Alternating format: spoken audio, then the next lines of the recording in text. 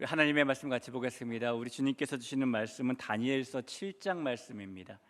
구약성경 다니엘서 7장 1절부터 8절까지의 말씀입니다. 다니엘 7장 1절부터 8절까지의 말씀 같이 볼까요? 우리 말씀을 한 절씩 교독할 텐데요. 다니엘 7장 1절부터 8절까지 교독할 때 제가 먼저 1절을 읽겠습니다. 바벨론 벨사살 왕 원년에 다니엘이 그의 침상에서 꿈을 꾸며 머릿속으로 환상을 받고 그 꿈을 기록하며 그 일의 대략을 진술하니라. 다니엘이 진술하여 이르되 내가 밤에 환상을 보았는데 하늘에 네 바람이 큰 바다로 몰려 불더니 큰 짐승 넷이 바다에서 나왔는데 그 모양이 각각 다르더라. 첫째는 사자와 같은데 독수리의 날개가 있더니 내가 보는 중에 그 날개가 뽑혔고 또 땅에서 들려서 사람처럼 두 발로 서게 함을 받았으며 또 사람의 마음을 받았더라. 또 보니 다른 짐승 곧 둘째는 곰과 같은데 그것이 몸 한쪽을 들었고 그 입의 이사이에는 새 갈빗대가 물렸는데 그것에게 말하는 자들이 있어 이르기를 일어나서 많은 고기를 먹으라 하였더라. 그 후에 내가 또 본즉 다른 짐승 곧 표범과 같은 것이 있는데 그 등에는 새의 날개 넷이 있고 그 짐승에게 또 머리 넷이 있으며 권세를 받았더라.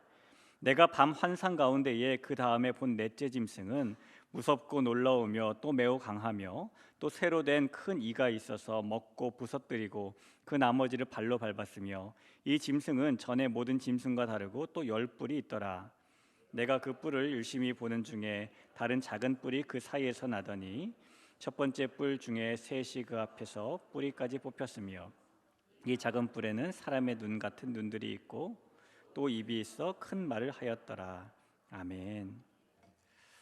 오늘 이 저녁 여러분과 영원한 나라라는 하나님의 제목을 말씀으로 가지고 나누려고 합니다. 여러분, 이 세상에 절대로 사라지지 않는 게 있을까요? 예를 들면 우리 얼굴에 있는 깊게 파인 주름은 어떨까요? 남자나 여자나 나이를 먹어가면은 서서히 늙어가죠. 그러다 어느 날 우리가 거울을 봤는데 눈가에 혹은 입가에 주름이 생기고 보일 듯 말 듯 했던 주름이 어느 날 또 눈에 깊이 이렇게 보이게 파인 것을 발견하면 아, 내가 어제보다 늙은 것 아니야? 내가 나이가 들었네 라는 생각을 하게 됩니다. 이 사람의 이 피부 안에는 지방층이 있는데요, 이 지방층을 지탱해주는 주변의 근육들이 탄력을 잃어가면은 그 피부가 늘어지게 되고 또 자주 접히는 부분에 주름이 생기게 되는 겁니다. 그런데 이 근육이 점점점 탄력을 조금씩 잃어갈 때는 우리가 자각하지 못하다가 이 지방이 눈에 띄게 불룩하게 튀어나오거나 늘어나거나 없던 주름이 깊어질 때에, 특별히 눈가의 주름이 깊어지면 어머 내가 벌써 이렇게 느끼게 되는 것이죠. 우리에게 생긴 주름 가운데서 얕은 주름은 그렇지 않지만요, 깊게 생긴 주름은 한번 생기고 나면 절대로 사라지지 않는다라고 합니다. 하지만 그것도 옛말이죠. 옛날에는 한번 생긴 주름은 절대로 없어지지 않는 줄 알았지만 요즘에는 리프팅이 있잖아요. 이 깊은 주름도 다 사라지게 할 수 있습니다. 2013년에 영국 옥스퍼드 대학의 마이클 오스본이라는 교수가 The Future of Employment이라는, 그러니까 그 고용의 미래 뭐 이런 것들에 대한 논문을 발표했는데요. 그는 이 논문에서 앞으로 2030년까지 컴퓨터가 대행해서 사라질 확률이 있는 이 각 직종 702개를 소개했어요. 그리고 앞으로 2030년까지 이 기계가 대신 일하기 때문에 지금 있는 고용자의 47%가 일자리를 잃게 될 것이다라고 말을 했습니다. 예를 들어서 운전자가 필요 없는 자동차가 나오면 이 버스나 택시 기사가 사라지겠죠. 또 추돌 사고를 피할 수 있는 자동차 센서들이 더 완벽하게 만들어지면 자동차 수리업자들이 사라지게 되겠죠. 이미 우리가 몇 번 보기도 했지만은 식당 등에서 로봇이 사람을 대신해서 일을 하고 있는 것도 보게 됩니다. 근데 그는 이 논문에서 아무리 기술이 혁신되어도 컴퓨터가 대신할 수 없어서 사라질 가능성이 현저하게 낮은 직종들도 있다고 말을 했어요.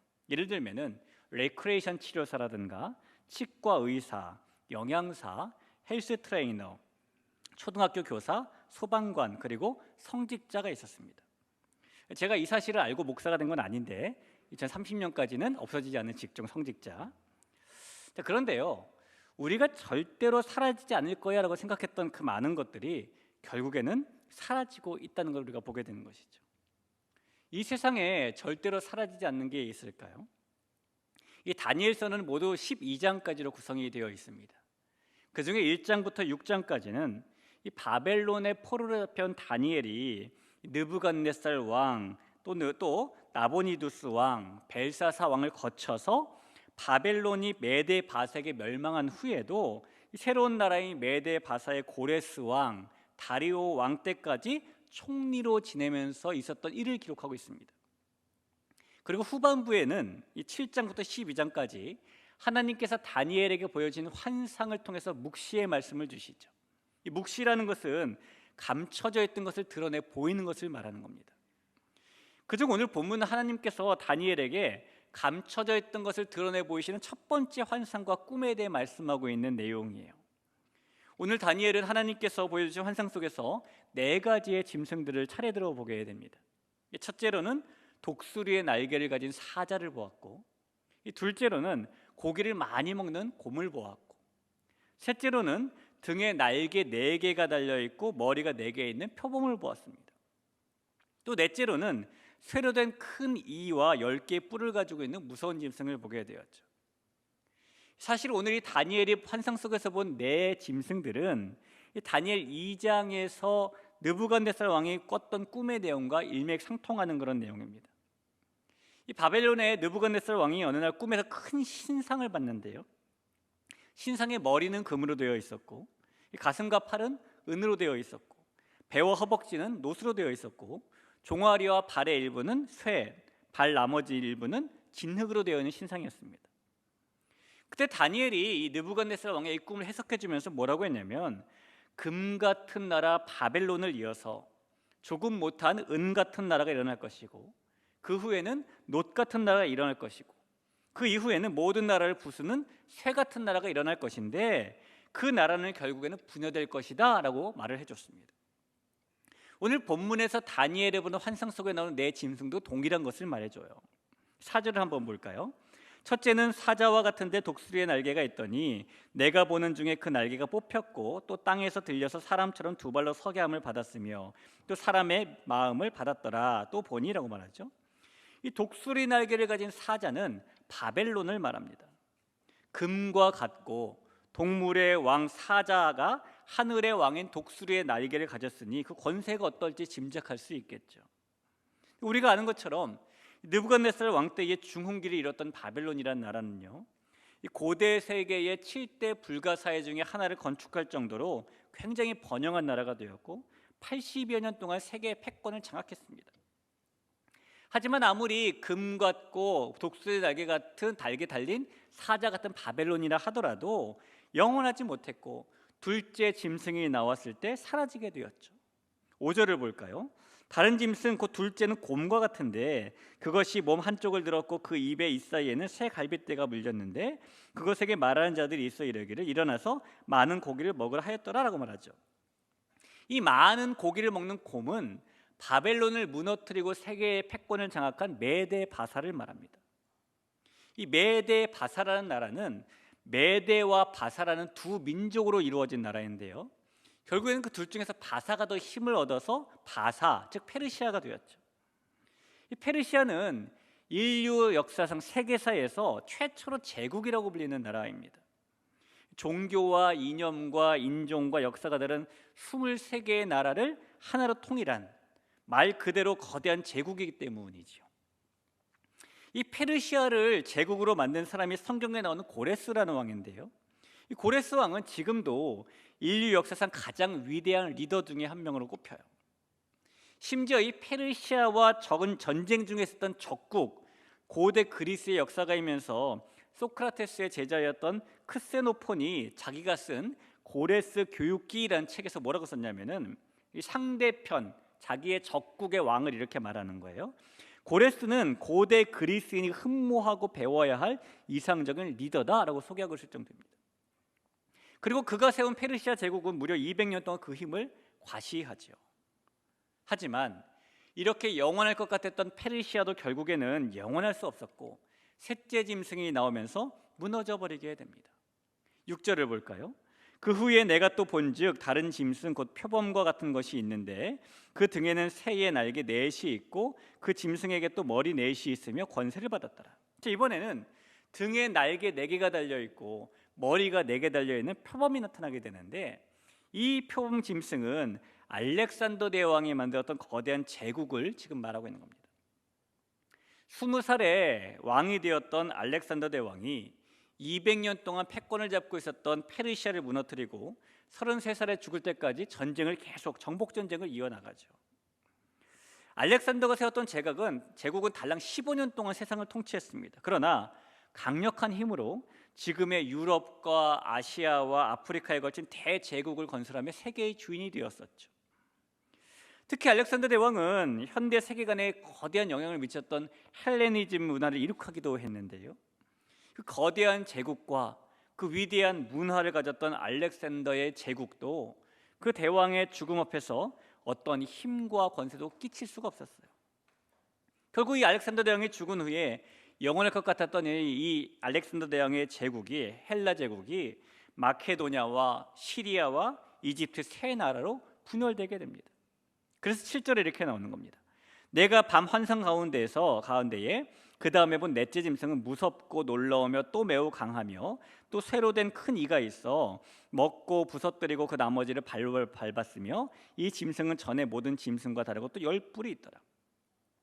여기서 이제 나오는 이 제국은 알렉산더 대왕 이후에 나왔던 나라들 가운데 가장 컸던 나라 로마 제국을 말해요. 강력한 쇠 이빨을 가진 무서운 짐승으로 묘사된 것처럼 이 로마 제국은 장장 720년 동안 세계의 주인이 되었습니다. 하지만 앞선 제국들과 마찬가지로 로마 제국도 영원하지 못하고 사라지고 말았죠. 여러분, 이 다니엘의 환상을 통해서 본 것처럼 아무리 강력한 나라라도, 영원히 사라질 것 같지 않은 그런 나라일지라도 이 세상에 절대로 사라지는 것은 없다라는 것을 하나님께서 우리에게 보여주고 계시는 겁니다. 매년 이 경제 잡지인 포브스에서 각종 브랜드의 가치를 평가하고요, 브랜드 가치 순위를 발표하죠. 올해 발표된 전 세계 브랜드들의 가치 순위를 보면은 어떤 브랜드가 가장 가치가 있는가? 1위는 애플이고요, 2위는 구글이고, 3위는 마이크로소프트, 4위는 아마존, 5위는 페이스북입니다. 이 몇몇의 IT 계열의 회사들이 가치가 계속 상위권에 랭크되어 있긴 하지만, 여러분 10년 전만 해도 이 코카콜라라는 브랜드 가치가 항상 부동의 1위였어요. 그런데 지금은 5위 안에 들지도 못합니다. 올해 4위와 5위를 차지했던 아마존과 페이스북은요, 10년 전만 해도 각각 28위, 73위에 불과한 그런 브랜드였습니다.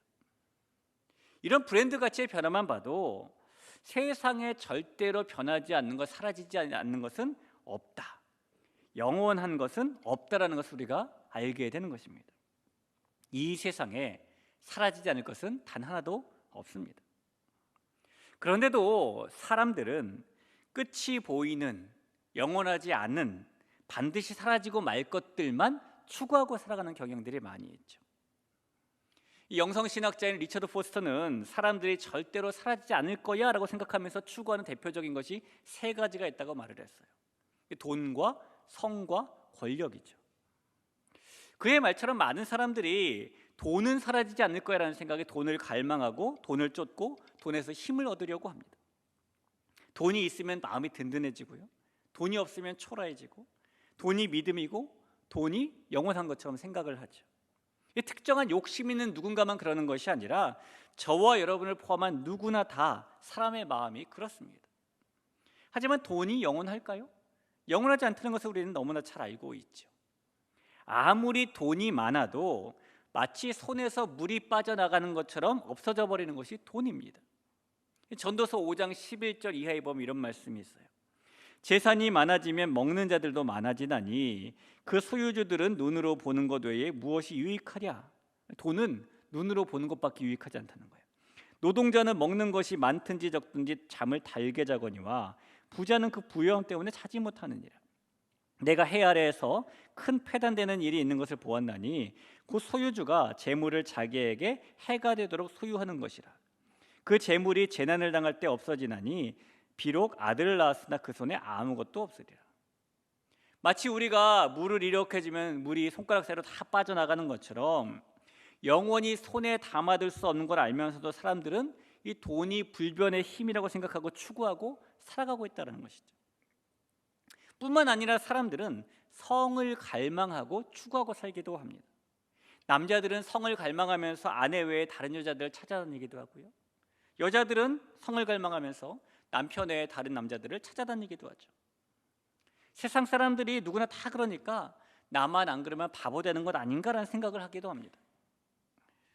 여러분, 지금부터 한 20년 전인 2001년에 이 캐나다에서 만들어져서 많은 기혼 남녀에게 그릇된 성을 추구하게 만든 애슐리 메디슨이라는 인터넷 사이트가 있어요. 그래서 인터넷에 보면은 이제 사전이 있잖아요. 위키 대백과 사전이라는 데 보면은 이 사이트를 뭐라고 소개하고 있냐면 이렇게 써 있습니다. 애슐리 메디슨은 기혼자를 대상으로 한 온라인 데이트 사이트이다라고 되어 있습니다. 이 사이트에서 이 미혼이 아니라 기혼 남녀가 서로 데이트 상대를 찾으려고 불륜을 조장하라고 만든 사이트가 이거라는 겁니다. 여러분, 각각 아내가 있고 각각 남편이 있는 사람들이 왜 데이트할 대상이 필요할까요? 우리나라에는 원래 이 사이트에 접촉하는 것 자체가 불법이었습니다. 그러다가 헌법재판소에서 간통죄를 폐지한 후로 이제 버젓이 한국어 홈페이지도 생겼어요. 제가 어제 그 홈페이지에 들어가 봤습니다.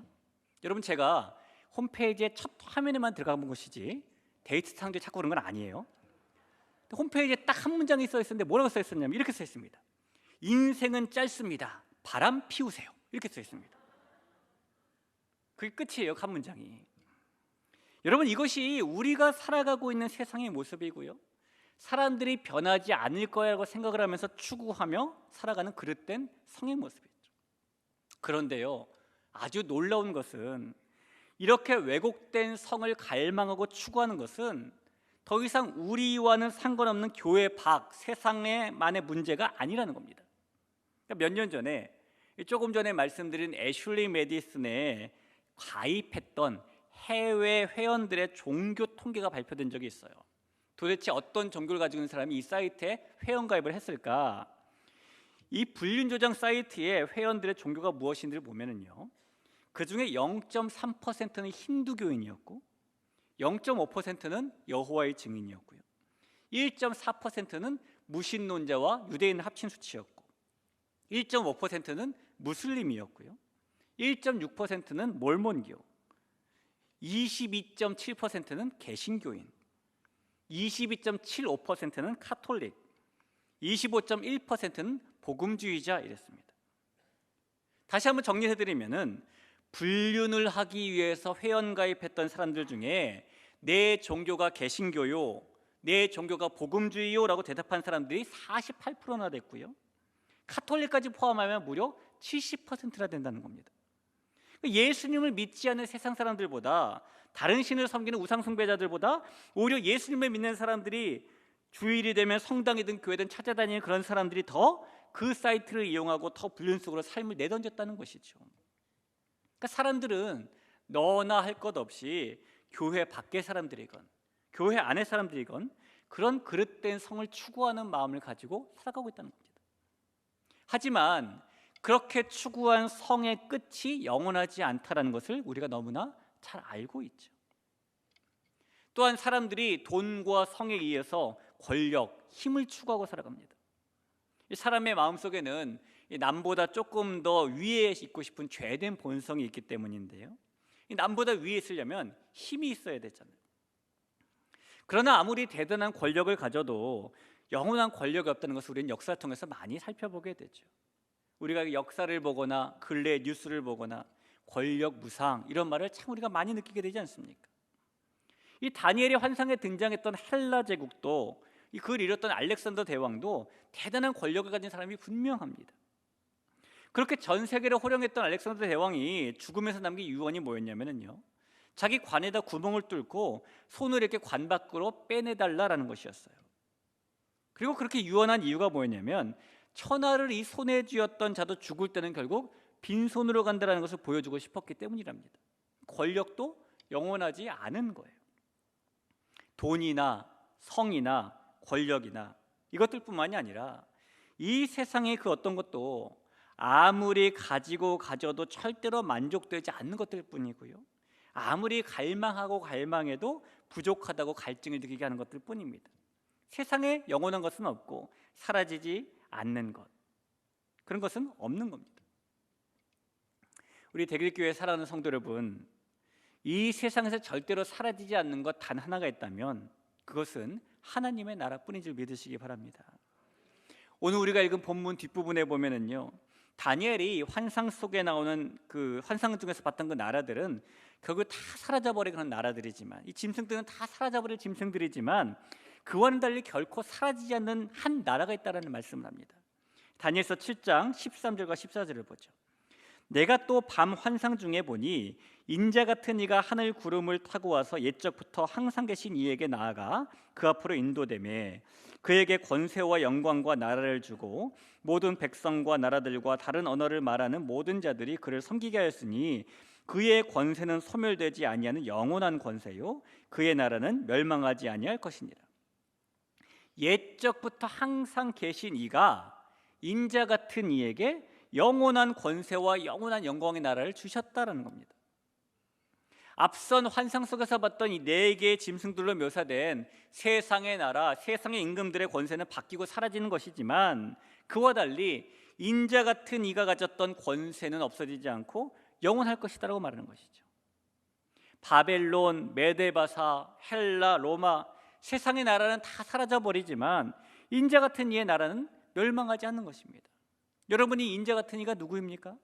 하나님께서 저와 여러분의 구원자로 보내신 예수님임을 믿으시기를 바랍니다. 성경은 예수님께서 주신 하나님의 나라는 영원하다라고 증거하고 있어요. 누가복음 1장 31절 이하 말씀입니다. 보라, 내가 잉타하여 아들을 낳으리니 그 이름을 예수라 하라.